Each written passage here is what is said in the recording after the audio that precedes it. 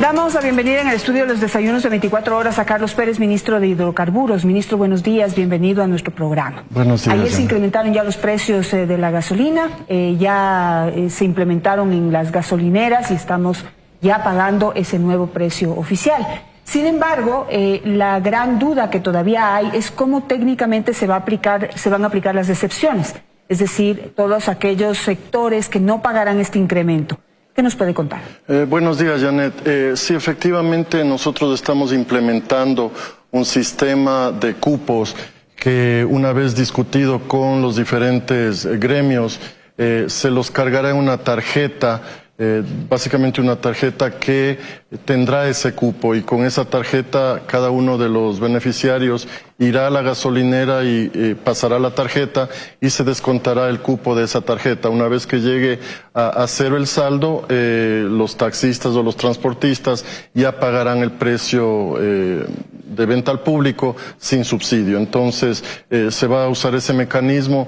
Hubiésemos querido usar otro tipo de mecanismos, como tener surtidores especiales en las gasolineras, pero lamentablemente no hemos tenido la colaboración de los gasolineros. No es que se les pedía ningún tipo de control a ellos, simplemente que pongan surtidores especiales para los combustibles subsidiados, utilizando el mismo tanque porque el combustible es el mismo. Pero en todo caso hemos resuelto de esta manera y así se harán beneficiarios con el cupo acordado entre transportistas, taxistas, etcétera. Es decir, bueno, estamos hablando obviamente de todos quienes están asociados gremialmente, legalmente. ¿Cómo va a ser el proceso para poder acceder a esa tarjeta? ¿Cómo, cuándo, dónde accederán? ¿Cada cuánto la pueden recargar? Ya, a ver, nosotros tenemos dos bases de datos. Una que se les ha pedido a los gremios que nos den de sus afiliados o asociados. Nosotros vamos a comparar eso con nuestra base de datos de ANT y SRI y validar los nombres de las personas a quienes tendrían derechos. Básicamente la placa del vehículo es quien tendría derecho a ese beneficio. Las recargas, como los cupos son mensuales, las recargas de las tarjetas se harán mensualmente. Tienen que acercarse al Banco del Pacífico una vez que esto esté establecido y retirar su tarjeta para poder hacer uso de esto. A los taxistas se les ha pedido que nos den el plazo de estos días para implementar este sistema, hasta tanto ellos van a pagar y luego recibirán el crédito para que tengan beneficio del precio subsidiado. ¿El monto del subsidio a cuánto asciende? Porque se hablaba de un monto fijo de $50 mensuales, ¿es así? No, el subsidio son 37 centavos por galón, por 270 galones, ese sería el monto mensual de subsidio que tendrían derecho los taxistas en este caso.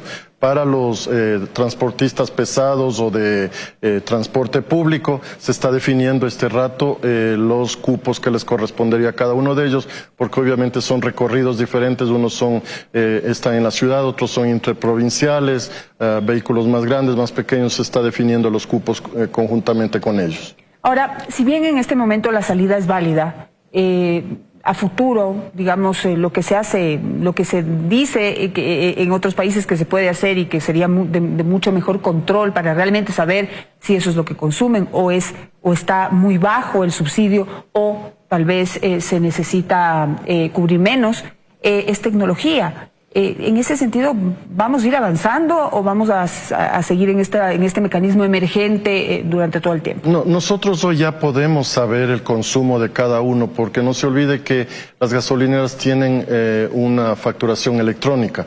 En esa facturación electrónica, seguramente a usted le ha tocado, va a la gasolinera, toma su número de cédula, su número de placa y podemos sacar del sistema cuánto consume cada una de las placas y qué ciudadano está asociado a esa placa. Entonces tenemos maneras de comprobar cuál es el consumo. En este momento hay una cobertura de alrededor del 85% de las gasolineras, porque hay algunas que no tienen internet, por ejemplo, en donde están ubicadas, y esas son las que tenemos que resolver. Pero alrededor del 85%, sobre todo en las ciudades, y eso donde hay el mayor consumo, no hay ningún problema en comprobar efectivamente usted como individuo y su placa cuánto utiliza de combustible al mes. Ahora, en el tema del subsidio, mejor dicho, del diésel, que se abren la posibilidad de que las empresas importen directamente el diésel y con eso ya podrían acceder directamente a precios internacionales y de alguna manera mejorar incluso el pago que hacen aquí. ¿Cómo va a funcionar eso? A ver, ahí nosotros tenemos que hacer una modificación en la ley de hidrocarburos, porque hasta ahora Petroecuador es la única autorizada a importar. Entonces estamos introduciendo en una ley económica urgente la posibilidad de que cualquier persona jurídica pueda importar combustibles. Obviamente tendrá que tener el sistema para almacenar y etcétera, pero también podría utilizar el sistema de Petroecuador previo el pago de una tarifa por tránsito o utilización del sistema para que tengan su propio almacenamiento. Tendrán que cumplir obviamente las normas técnicas de seguridad y todo eso para que puedan, pero en el futuro cercano van a tener la libertad de cualquier empresa importar combustibles directamente y comercializarlos aquí en el país sin necesidad de que eso pase a través de Petroecuador. Ahora, se supone que pueden hacer estas importaciones para uso propio, es decir, para uso de sus propias empresas, para no golpear la competitividad, para poder, digamos, hacer funcionar sus empresas. Pero ¿cómo controlar que no se nos vuelvan, no se nos cambien, por ejemplo, de, no sé, de bananeros a distribuidores de diésel? A ver, mientras sea a precio internacional, el Estado ya no tiene que controlar nada, porque, pues... ellos venden al precio que compran. El problema de control del Estado es cuando eso está subsidiado. Ahí sí tenemos que controlar. Cuando está mercado libre, la empresa puede importar todo lo que quiera y venderle a quien quiera, que no nos hace falta controlar. Obviamente hay que controlar la parte de la balanza comercial, de que no haya más importaciones que exportaciones, porque habría flujo de divisas hacia afuera. Pero por el lado de comercialización de combustibles, realmente no, el Estado no tendría que mantener ningún tipo de control. Ahora, ¿cuáles son los cálculos y proyecciones que existen? Porque si es que los industriales ya pueden acceder a un precio internacional del diésel, mejorar quizás los precios que pagan ahora, ¿por qué estamos pensando en subsidiarlos o compensarlos de alguna otra manera vía impuestos o vía compensación directa del Estado? A ver, en el caso de los industriales, ellos se quejan de que tienen que ser competitivos. Y el Estado hoy en día pues les vende a precio subsidiado. Para eliminar eso no es que el Estado les va a compensar el precio del combustible ni les va a dar un cupo a los industriales. Lo que el Estado ha decidido es que les va a dar un crédito tributario que usen ellos para el pago de sus propios impuestos. Pero eso va a ir atado a producción. No está todavía definido 100% el mecanismo, pero va a estar atado a producción y a exportación, de tal manera de promover las exportaciones de nuestro país, y con eso ellos se pueden hacer beneficiarios de ese crédito tributario para efectos de sus impuestos. Pero darles un crédito tributario sería, digamos, quitarles por un lado y devolverles por otro. Entonces, ¿el Ecuador qué gana ahí? Gana que exista más producción, que se reporte efectivamente todo lo que se exporta, promover mayores exportaciones, mayor producción, y con eso pueden ellos acceder a esto. Si no tienen mayor producción, obviamente no tendrán ningún tipo de acceso a este tipo de beneficio. Y me imagino que esa compensación de todas formas será menor al subsidio. Por supuesto, por supuesto. O sea, eso a nivel de crédito tributario es bastante menor que lo que nosotros estuviésemos compensando por subsidios. Ahora, el tema de la calidad de los combustibles. En algún momento, cuando se habló de reducir los subsidios, se habló también de incrementar la calidad de la gasolina. Eso obviamente tiene un costo para el Estado, pero de alguna manera sería un poco motivante el saber que por lo menos uno está pagando por un combustible de mejor calidad. Sí, a ver, nosotros ya estamos vendiendo, por ejemplo, la Super de 97 octanos, se está cumpliendo con eso. La Eco tiene un mayor octanaje, está por encima de los 87 octanos. Muchas veces se nos va la mano en aditivar el etanol y llega inclusive hasta 90 octanos. La que está en 85 octanos es la Extra, pero no se olvide que la Extra sigue siendo subsidiada. La Extra a nivel de Latinoamérica sigue siendo, después de Venezuela, la más barata de todos los países, y hemos hecho un comparativo de salario mínimo vital, etcétera, y está todavía subsidiada. Entonces, esa la vamos a mantener en 85 octanos, será la única que está por debajo de los 87 octanos, que es el estándar para ese tipo de gasolina. ¿Y no hay una proyección de, no sé, a mediano plazo, por lo menos pensar en una mejora en la calidad? Vamos a determinar cuál es el ahorro para el país, y si la economía nos da, vamos a subir.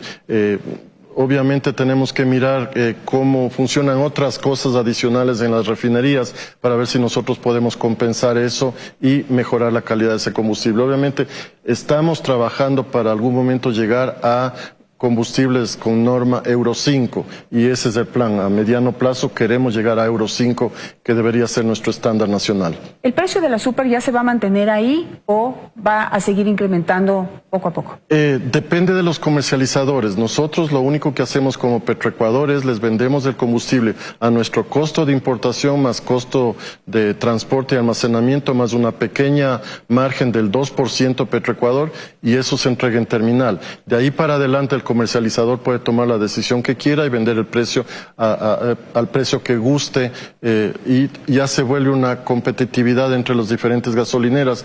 En esa competencia también entra Petroecuador como distribuidor y nosotros actuaremos un poco para mantener el mercado en balance para que no haya ese tipo de potenciales abusos en cuanto al precio. Ahora, ministro, ¿cómo puede influenciar una posible baja del precio del petróleo en el precio de los combustibles de los que estamos hablando ahora? Definitivamente va a influenciar porque nosotros importamos del mercado internacional el combustible. Conforme baja el precio del crudo, los derivados también van a bajar. Nosotros vamos a ajustar en terminal los precios mensualmente.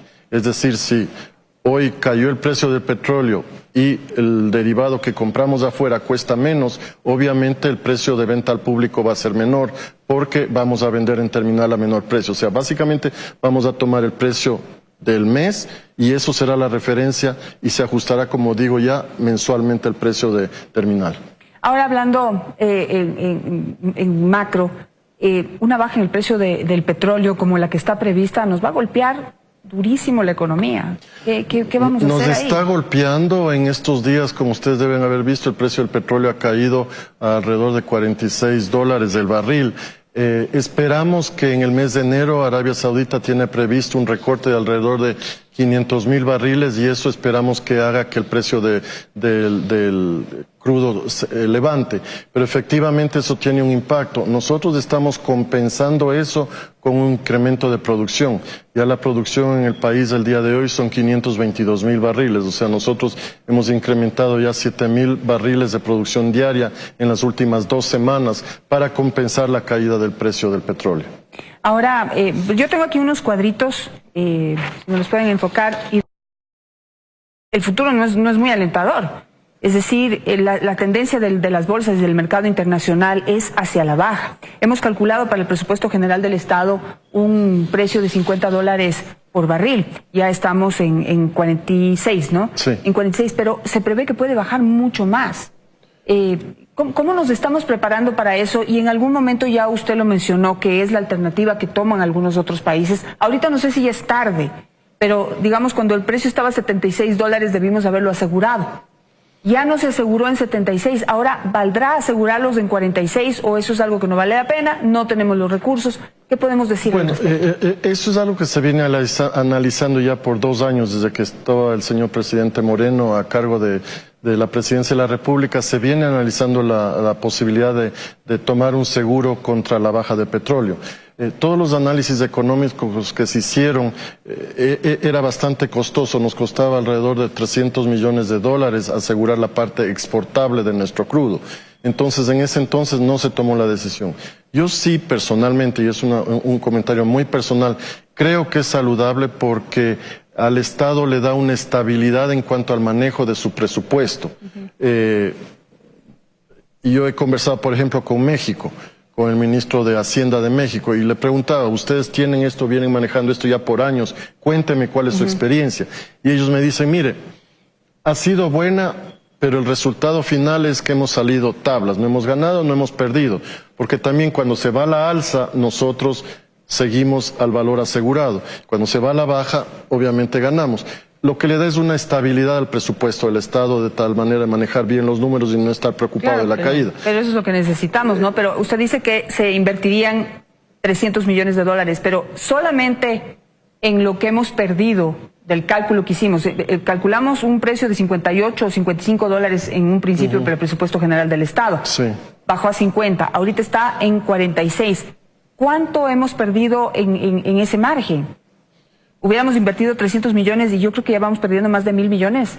Soy mala para los cálculos, mil disculpas, sí, pero son montos de ese nivel, o sea, la diferencia es de ese nivel. O sea, sí, no estaríamos perdiendo. La diferencia es importante, efectivamente, y por eso le digo, es algo que se ha analizado, se ha considerado. Le toca al Ministerio de Economía y Finanzas tomar la decisión, son ellos quienes deciden o no asegurar esto. Yo todavía guardo la esperanza de que esto sea una cuestión coyuntural y de que el precio del petróleo en el primer trimestre del año que viene se devuelva a los valores que nosotros hemos estado hablando. Entonces, todavía la OPEP tiene que hacer los ajustes que no se han hecho hasta la fecha, luego de la resolución que se tomó a principios de diciembre.